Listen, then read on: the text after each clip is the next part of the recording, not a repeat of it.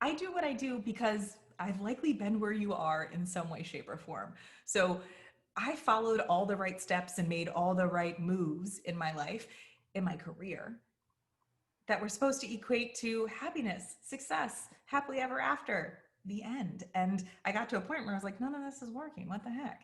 And so I figured I was doing that in these corporate spaces that were the cream of the crop. I was working in private equity, I was working in management consulting, folks that are going into organizations and optimizing them. And I wasn't able to find a way to go into my own life and optimize that.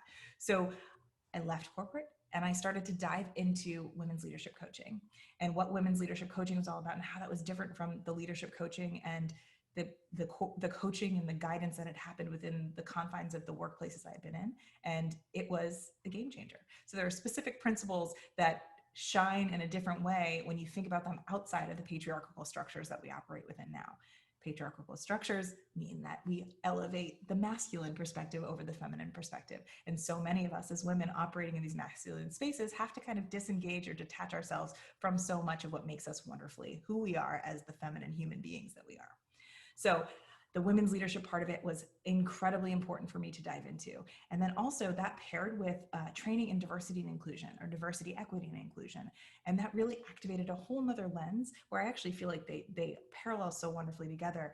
But this idea of inclusion and this idea of creating space for people to belong and show up as fully themselves. And so much of how I coach is to really understand the systems and structures in play around us that allow us to free ourselves of the feeling that we need to be like others. So my background coming from corporate, going into the startup space is really important. I was the only woman of color in so many rooms, the only creative in a lot of rooms, and really the only millennial in a lot of rooms as well. So I incorporate so much of that experience into how I create space for you to be fully you, even if you're not like me, in the spaces that we work in the coaching experience.